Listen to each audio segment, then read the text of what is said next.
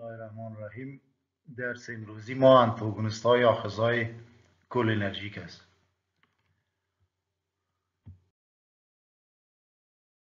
آنتاگونیست های آخذهای کولینرژیک، آنتاگونیست های یا کولینولایتیکا هم ایراد میکنن.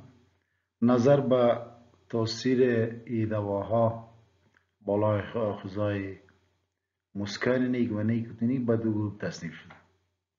یعنی دوایی که تنها آخذهای مسکرینیک بلاک میکنه و دواهایی که آخذهای نیکوتینیک بلاک میکنه. یا را به صورت اون به دو گروه تصنیف کردن. اول آنتاگونیست های آخذهای مسکرینیک میخوانیم. آنتاگونیست های آخذهای مسکرینیک طوری که پیشتر گفتم این دواهایی هستند که تنها بالای آخذهای مسکرینیک تاثیر خود اجرا میکنه، نه آخذهای نیکوتینیک. این دواها در هر عضو ما یا در هر جایی که آخذهای مسکرینیک است به او آخذها وصل شده و یا آخذهای مسکرینیک نمیگم. مثلا در قلب یا در دماغ یا در چشم یا در عضلات ملسه قصبات یا عضلات ملسه معده مائعی و هر جایی که آخذهای مسکرینیک وجود داره با آخذهای مسکرینیک وصل میشه و تاثیر خود اجرا میکنه. تاثیر ازیا به شکل رقابتی است، طوری که شما میبینید نهایت اعصاب کولینرژیک و استیلکولین در بین ویزیکولا جای به جای است. هر زمانی که اکشن پتانسیل صورت گرفت، یعنی داخل سودیم انتقال پیدا کرد، به این ترتیب چارج داخل مثبت میشه. بالاخره در این قسمت که رسید چارج چینل های کلسیمی که وابسته به ولتاژ است باز میشه و کلسیم داخل نهایت عصب میشه. کلسیم زمانی که داخل شد ویزیکولا را در حرکت میاره. ویزیکولا که وقتی که پایین آمد در قسمت داخلی نهایت عصب ویزیکول پاره میشه و از بین ازی و از بین ویزیکولا استیلکولین آزاد میشه. استیلکولین با آخذهای مربوطه خود وصل میشه. طوری که ما پیشتر گفتم آخذهای مسکرینیک در هر عضوی که باشه این استیلکولین با آخذ وصل میشه و تاثیر خود اجرا میکنه. حالا آنتاگونیست های ازی آخذهای مسکرینیک میای به شکل رقابتی، مثلا ادروپین یا دیگه دواش آخذهای مسکرینیک اشغال میکنه، اجازه نمیده که استیلکولین بالای آخذهای خود وصل شده و تاثیر خود اجرا کنه. چه استیلکولین باشه چی اگونیست هایی که از بیرون ما بگیریم دواهای مختلفه وی مثل کارباکول یا بیتانیکول یا دیگه دوا، وقتی که معده این قسمت توسط ادروپین وقتی که آخذها اشغال شده باشه نمیتونه که دواهای مختلف دیگه هم که از طریق فهمی ما میگیریم یا از هر طریق دیگه با آخذهای خود وصل شه و تاثیر خود اجرا کنه. بنابراین دوا به شکل رقابتی تاثیر خود اجرا میکنه. طوری که از نام آنتاگونیست ها من قبلا برای شما گفتم در درس‌های قبلی، آنتاگونیست ها دوایی هستند که آخذها را اشغال میکنن لکن خودشان تاثیر نداره. مانع تاثیر اگونیست میشه، مانع وصل شدنش و در نتیجه مانع تاثیر اگونیست ها میشه و نمیتونه مثل که دیگه ما شما گفتیم ادروپین جای استیلکولین میگیره و استیلکولین میتونه که وصل شه و تاثیر خود اجرا کنه. با شکلی به این میکانیزم تاثیر خود این دواها اجرا میکنه. نمونه بارز این گروه دوا یعنی آنتاگونیست های آخذهای مسکرینیک اتروپین است. اتروپین و دوای مختلف دیگه هم وجود داره که نمونه بارزشان اتروپین است. اتروپین هم مورد مطالعه قرار میگیره. تاثیرات فارماکولوژیکی اتروپین رو میبینیم. اول بالای سیستم قلبی وایس این دوا با دوز 2 میلی گرم یعنی دوزای بلند بالای آخذهای MD که در قلب است در عقده SA یا وجود داره یا ایوینود. بالای آخذا وصل میشه و جارت پیس میکر یک بین عقدات اسیس یا ایوینود بالای آخذای M2 وصل میشه و ایره نایم میکنه و در نتیجه عصب پاراسیمپاتیک که از نهایت خود استیلکولین آزاد میکنه با آخذای خود وصل شده نمیتونه و در نتیجه تاثیر عصب پاراسیمپاتیک نایم میکنه. یعنی عصب پاراسیمپاتیک دیگه بالای قلب تاثیرش کاهش پیدا میکنه یا قطع میشه و در نتیجه حرکات قلب افزایش پیدا میکنه و تکیکردی را به وجود میاره. این تغییر طوری که میفهمیم که قلب توسط در دو عصب سمپاتیک و پاراسمپاتیک کنترل میشه. در صورتی که یکی از اعصاب ما فعالیتش کم کنیم فعالیت دیگه بالا افزایش پیدا میکنه که دیگه از عصب پاراسمپاتیک که فعالیت کم کردن حرکات قلب داره این وقتی که ما نکنیم خود به خود عصب سمپاتیک فعالیتش بارز میشه و در نتیجه حرکات قلب افزایش پیدا میکنه که تکیکردی را ببینیم. پس اتروپین به دوز 2 میلی گرم باعث به وجود آمدن تکیکردی میشه چرا که عصب پاراسمپاتیک فعالیتش نیکد. با می ترتیب به دوزهای متوسط یعنی 0.4 تا 0.6 میلی گرم باعث برادیکاردی میشه یعنی حرکات قلب به صورت گذری کاهش میده که این ناشی از تاثیر ازی در قسمت آخذهای M1 پری سینپتیک است. آخذهای M1 پری سینپتیک که دیگه وجود داره یا آخذهای M1 در قدر رول برکه داره و شکل فیدبک منفی در صورتی که غدد استیلکولین در سینپس ها افزایش پیدا میکنه با فعال نمودن آخذهای M1 از ریلیز یا آزاد شدن بیش از حد استیلکولین در سینپس ها جلوگیری میکنه و به این شکل از تحرک از فعال شدن آخذهای M2 در عقدات SI یا ایوینود جلوگیری میشه.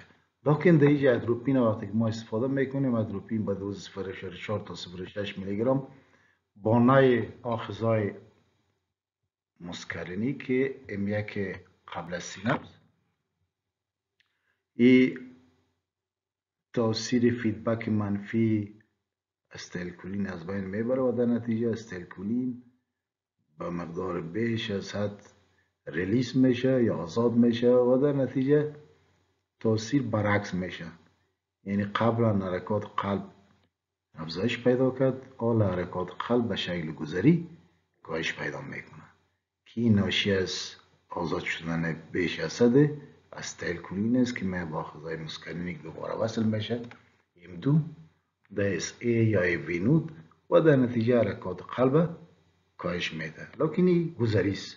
تاثیر دیگه ازی بالای اویه ها تاثیر نداره چون اکثرا عصب اویه ها توسط عصب پاراسیمپاتیک تنبیه نمیشه یا تعصیب نمیشه.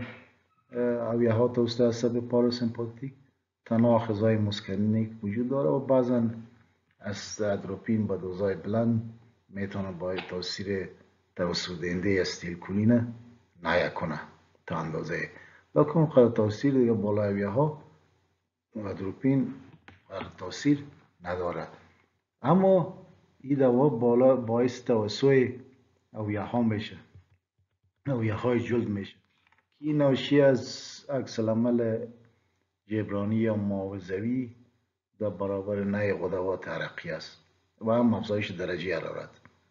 این دوا در پالیزی که آخذهای مسکرینی که وجود داره که در غدوات عرقی است وقتی که این نشد عرق تولید نمیشه و در نتیجه و عضویت برای که بتونه درجه حرارت چون عرق نیست خارج کنه یا کاهش بده رگا را توسع میده و یخهای جلد توسع میکنه و همچنان این دوا تاثیر افزایش دهنده درجه حرارت داره که در دو حالت میتونه که به دوزهای سمی اگه ما استفاده کنیم رگا توسعه یا بعضا به دوزهای تداوی درجه حرارت بالا میره و به این شکل توسع اویه بوجود. پس توسع اویه به شکل جبرانی یا معاوضوی است که ناشی از کاهش فعالیت غدوات عرقیه یا خشکی جلد و افزایش درجه حرارت بدن است که به شکل جبرانی یا موضوی او یا توسل میکنه تا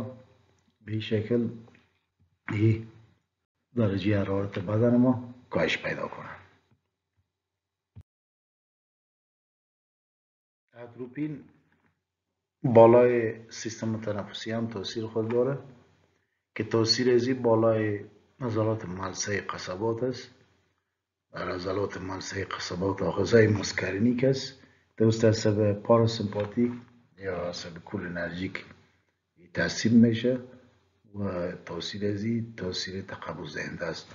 لکن اتروپین با نه آغازهای مسکرینیک باعث نه عصب کولینرژیک بالای قصبات میشه و در نتیجه قصبات توسع میکنه و نه تنها باعث توسع قصبات میشه تا باعث کم شدن افرازات قصبات میشه و در پولی ازی میتونه افرازات عنف، افرازات بلعومه و علقومه حتی کاهش بده و نظر به می تاثیرش هر موادی که باعث تقوض قصبه مثل هیستامین، کازونوئید ها یا بریدیکینین و غیره، این اتروپین و دیگه دواهایی که هست مربوطه از این مثل ابراتروپیوم و غیره باعث توسع قصبات شد. از ابراتروپیوم باعث توسع دهنده قصبی همراه با اگونستای آخذهای بیتون مثل سلبوتامول و غیره اگونستای آخذهای بیتون به شکل ترکیبی از این دوا به شکل انهیلر استفاده میکنن در مریضی اسما یا کرونیک obstructive pulmonary disease یا مریضی انسدادی مزمن ریوی از این دوا استفاده میکنن. بالای چشم هم تاثیر داره. این تاثیر اتروپین نظر بر نوع آخذهای مسکرینیک است که در معاصره انبیاز موجود است. با نوع آخذها باعث توسع ادقه میشه، ادقه کلان میشه، مدریاز سبب وجود میاره و در نتیجه میتونه فشار داخل کره عین و کره چشم افزایش پیدا کنه. اگه به شکل مخفی یک شخص گلوکوما داشته باشه میتونه باعث به وجود آمدن گلوکوما شه یا به صورت طولانی مدت اگر استفاده شه یا با دوزهای بلند میتونه باعث گلوکوما شه. این دوا یا اتروپین یا دیگه دوایزی با نوع عضلات آخذهای مسکرینی که در عضلات مژگانی است، مژگانی کنترل کننده لنس چشم، باعث سیگلوپلیجیا شود. سیگلوپلیجیا را میتونه ای با وجود بیاره. در صورتی که علاقه توسع کنه طور که پیشتر معروفم در اون صورت برای دیدن اشیای نزدیک آماده میشه به دیدن اشیای دور. اشیایی که در نزدیک ما قرار داره به شکل خیره معلوم میشه.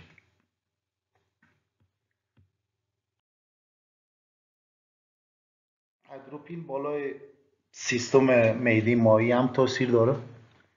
این دواها اتروپین و سایر دوای ازی باعث کاهش حرکات استاره یا مقاومت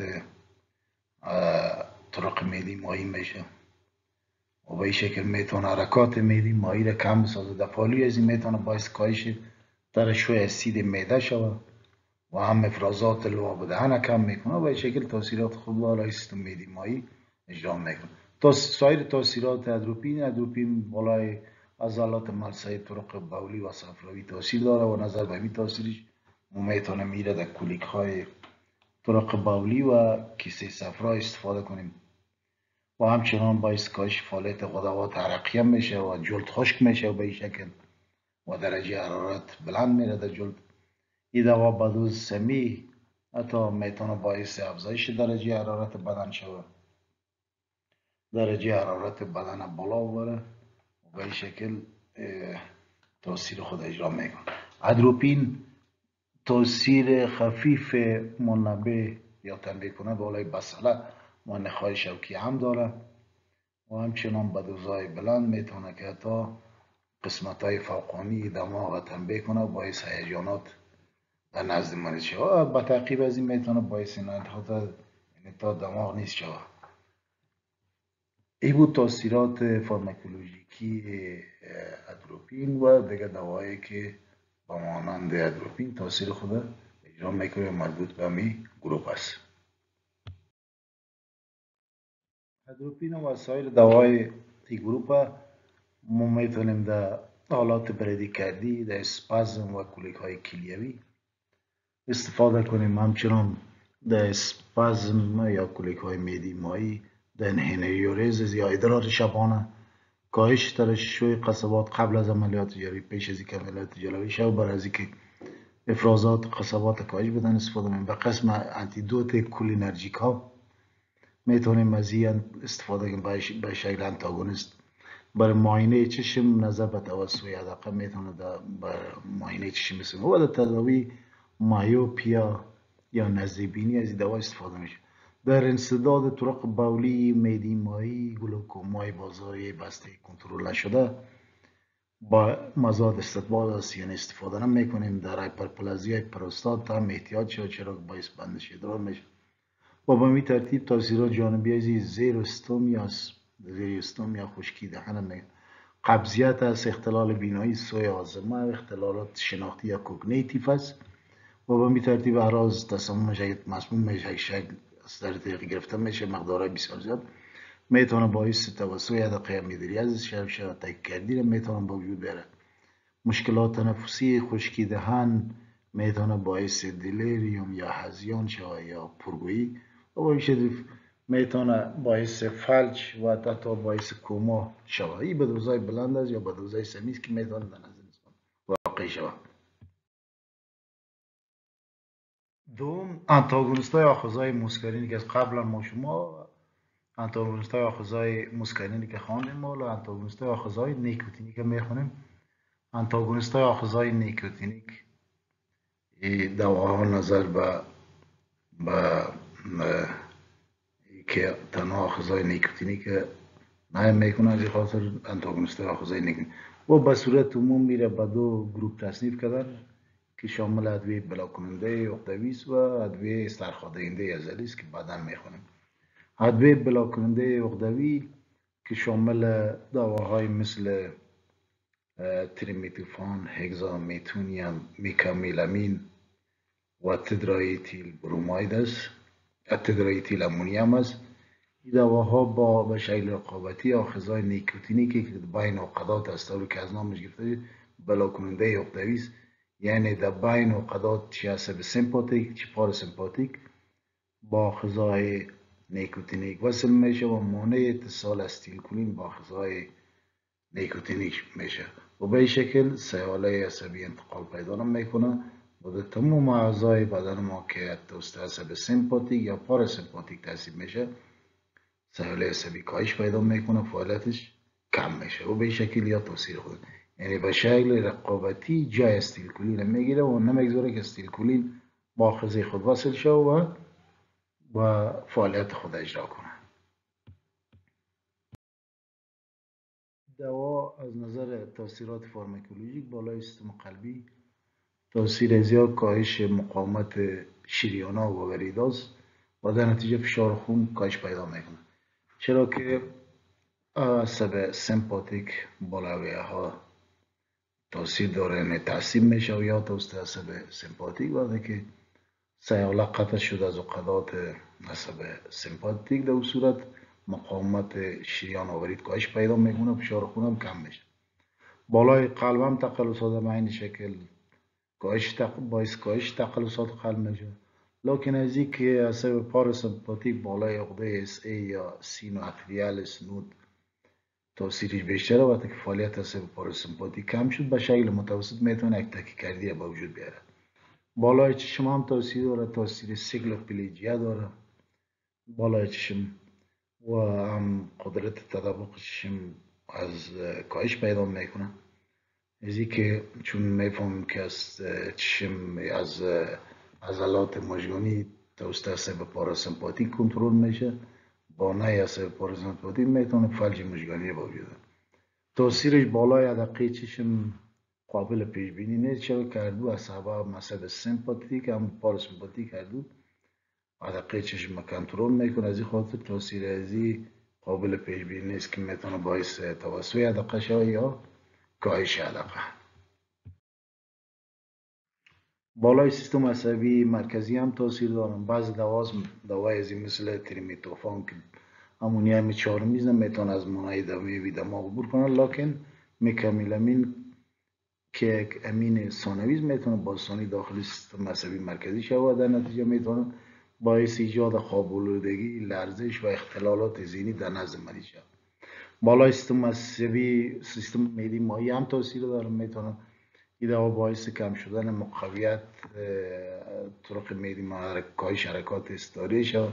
در پالی از افرازات طرق معده مایع را کم میکنه، حتی افرازات اسید معده را کم میکنه، لکن این افرازات به حد نیست که بتونه در تداوی قرحات از این دوا استفاده شود. نظر به کم شدن مقویت معده مایع یعنی حرکات استاری معده، طرق هاضمه و به ترتیب افرازات جهاز هاضمه میتونه باعث ایجاد قبضیت شدید هم در نزد مریضا شود. ادویه بلا کننده عقدوی را نادرا استفاده میکنند، چرا که بلا کننده های انتخابی اتونومیک وجود داره. دوای مختلفی هست که استفاده میشه، از دوا قدر استفاده نمی. تنها میکامیلامینه برای توقف سیگرت استفاده از سیگرت استفاده میکنه، چرا که آخذهای نیکوتینیک مرکزی رو بلاک میکنه و در این ترتیب ما میتونیم این استفاده کنیم. در فرط فشار خون شدید، در صورتی که سایر دوای ضد فرط فشار خون موثر تمام نشه یا تاثیر خود ایجاد نکنه، از طریق وریدین میتونن از تریمیتوفان هم بسیار کم بعضا استفاده کنن. تاثیرات جانبی و سمی از این دوا خشکی دهن است، احتباس ادرار، تشوشات بینایی رو میتونه، سرچرخی و تفریط فشار خون وضعیتی رو میتونه با وجود بیاره. دوم ادویه استرخوان دهنده عضلی است که تاثیر از این بالای عضلات است، مانع انتقال سیاله عصبی به عضلات میشه تا عصب حرکی یا موتور عصب حرکی، عصب ارادی، عصب سوماتیک، عصب که به اراده ماست و با عضلات مانع انتقال سیاله میشه. یا به دو گروه تصنیف شده، ادویه رقابت کننده با استیلکولین و ادویه کولین و میمیتیک. ادویه رقابت کننده با استیلکولین یا نان دیپولاریزان هم یاد میکنن که شامل چندین دواست، مثلا کوبوکورارین است که از جمله کوررها استفاده میشه فعلا، یا پانکورونیم و بغیر دوا. این دوا با دوز کم با آخذهای نیکوتینیک که در عضلات است بالای آخذها وصل میشه، مانع اتصال استیلکولین با آخذهای مربوطه میشه و در نتیجه میتونه باعث فلج عضلی شود. و با دوزهای بلند تا میتونه باعث نی چینل های آیونی در نهایت عصب شود، در نتیجه فعالیت ریلیس استیلکولین کاهش میده و در نتیجه میتونه که تاثیر بیشتر از فلج عضلی را از خود نشان بده. این دوا در قدم اول استرخای به تدریج صورت میگیره، اول عضلات وجه یا روی فلج میکنه، استرخا میده و سپس به اطراف علوی و بالاخره اطراف سفلی و عضلات بدنی زولی میره و در نتیجه به این شکل تاثیر خود اجرا میکنه. این دوا را کورارا را مثلا تیوب کوراری ندی تیوب کنه و دیگه دواش در عملیات های جراحی استفاده میکنن با منظور استرخای عضلی تا عضلات سرخا کنه تا میتونن عملیات جراحی به خوبی انجام بدن و برای از بین بردن شخی عضلات در عملیات های ارتوپدی، اندوسکوپی و برونوسکوپی استفاده میشه و همچنان برای جلوگیری از تقلصات پیشرفته شاک الکتروکانولسانت در کنولسیو استفاده میشه و تاثیرات جانبی عمده از یا تفریط فشار خون به شکل گذری است، وقفه تنفسی را میتونه با وجود بعد از جراحی و به مقدارهای بلند و به می ترتیب میتونه عدم کفایت تنفسی را با وجود چرا قسمت عضلات صدر تاثیر میکنه و به شکل عمل متقابل دوایی. این دوا رو میبینیم تاثیرات کورالها میتونه با نکننده های کولین استراز از بین بره، چرا که وقتی که نهی کننده های کولین استراز استفاده کنیم انزیم کولین استراز را نهی میکنه و در نتیجه مقدار استیلکولین در سینپس ها افزایش پیدا میکنه و میتونه تاثیر کورال ها را از بین ببره. این دواها اگر با انستیکای لوژندار مثل دسفلوران استفاده شد میتونه بلاک عصب و عضله را افزایش بده، حساسیتش بیشتر میسازه. و در صورتی که با امینو گلیکوزیدها مثل جنتامایسین یا دیگر دواهای زی استفاده شود با رقابت با کلسیم نهایت عصب، باعث نیازاد شدن استیلکولین میشه که در نتیجه میتونه که بلاک بیشتر بسازه، چون استیلکولین کاهش پیدا میکنه، تاثیر دوا افزایش پیدا. با می ترتیب میتونه بلاک اتصال عصب و عضله با کلسیم چینل بلاکر ها افزایش پیدا کنه. کلسیم چینل بلاکر ها رو ما استفاده کنیم، به صورت از ریلیس یا آزاد شدن استیلکولین جلوگیری میکنه، در نتیجه بلاک اتصال عصب و عضله افزایش پیدا میکنه، یعنی بیشتر استرخا به وجود میاره. به شکل میتونه دوا با دیگر عمل متقابل داشته باشه. گروپ دیگه ادویه اسیتیل کولین و میمیتیک است، یا ایره به نام دیپولاریزان ها هم یاد میکنن. این دواها این دواها با آخذای نیکوتینیک در عضله وصل میشه و در نتیجه میتونه باعث طولانی شدن دیپولاریزیشن شد، یعنی طولانی میسازه فاز دیپولاریزیشن، نمیگذاره که زودتر ریپولارایز شد و به این ترتیب میتونه تاثیر خود اجرا کنه. وقتی که طولانی شد دیپولاریزیشن، در اون صورت باعث نه انتقال سیاله عصبی در عضلات میشه و استرخای عضلی را به وجود میاره.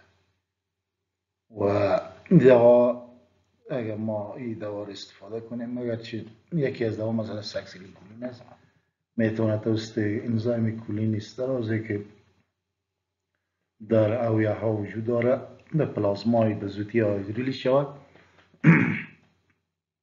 لکن اگرچه اف لایفش کوتاه از ساکسیلیکولین، لکن زمانی که در با آخذای نیکوتینی در عضلات وصل شد، در اینجا با آسانی توسط انزیم کولین استراز تخریب نمیشه، مدت طولانی دیگه باقی میمونه، بنابراین تاثیرش طولانی میشه و به شکل میتونه تاثیر خود دوامدار بسازه.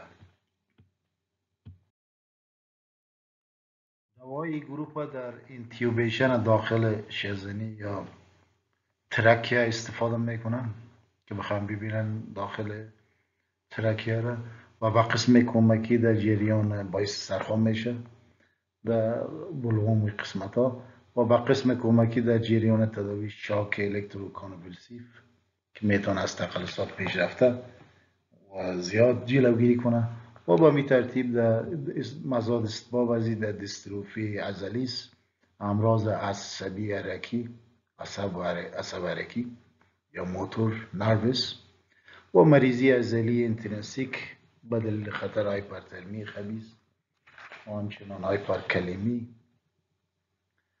و ربدومیولایز و توقف قلب. در این حالاتی را ما نباید استفاده کنیم.